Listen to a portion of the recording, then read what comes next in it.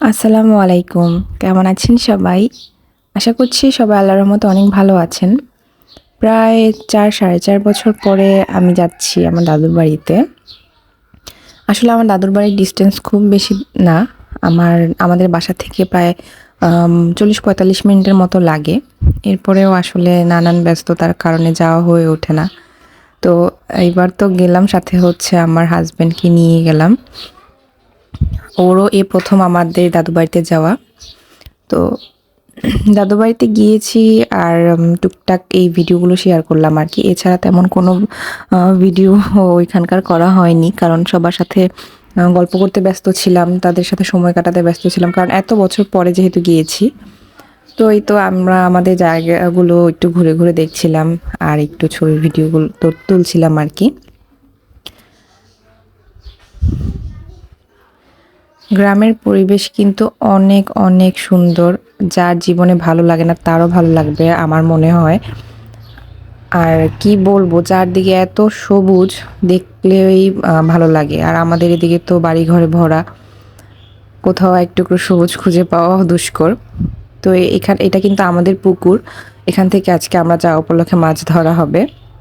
শুধুমাত্র আমাদেরকে দেখানোর জন্য, আমাদেরকে খুশি করার জন্য মাছ ধরা হবে। না হলে মাছ কিন্তু বেশিদিন হয়নি পুকুরে ছেড়েছে। একদমই কিন্তু ছোট, এখন আর তেমন বড় হয়নি। আমাদেরকে দেখানোর জন্যই আরকি। কারণ আগেরবারও যখন মাছ তোলা হয়েছিল তখন আমরা যেতে পারিনি কোনো কারণে। তো সেজন্যই আরকি এই ব্যবস্থাটা করলো। আর যেহেতু আমার হাসব্যান্ড এসেছে ১ম বার, তাই তার জন্য একদম তাজা মাছ উঠিয়ে আস্ত মাছ আরকি ভাজি করা হবে। সেটাও একটা উদ্দেশ্য ছিল।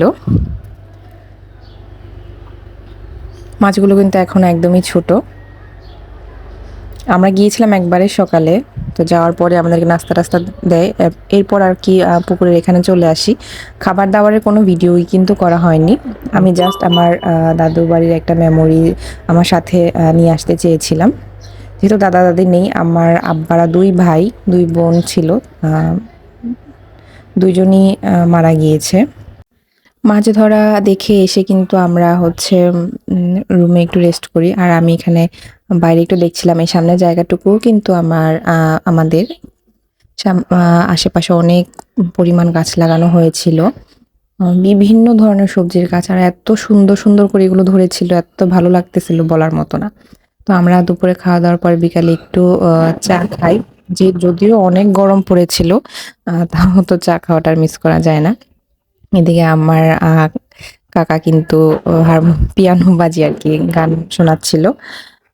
সেদিন ছিল কিন্তু প্রচুর গরম, রোদ দেখে হয়তো বুঝতে পারছেন। আর গ্রামেও যদিও গাছপালা আছে কিন্তু গরম কিন্তু প্রচুর লাগছিল। আমি কিন্তু কোনো গাছেরই, কোনো ফলেরই কিন্তু ছবি তুলতে বাদ রাখিনি। আবার নিজেরও একটু ভিডিও করে নিয়েছিলাম। এটা আমাদের দাদুর বাড়ির আরকি পিছনের সাইডটা। তো আমার ভিডিওটা দেখতে, দেখতে চলেন ভিডিওটা শেষ করে দেই এখানেই। ভালো থাকবেন সবাই। আল্লাহ হাফেজ।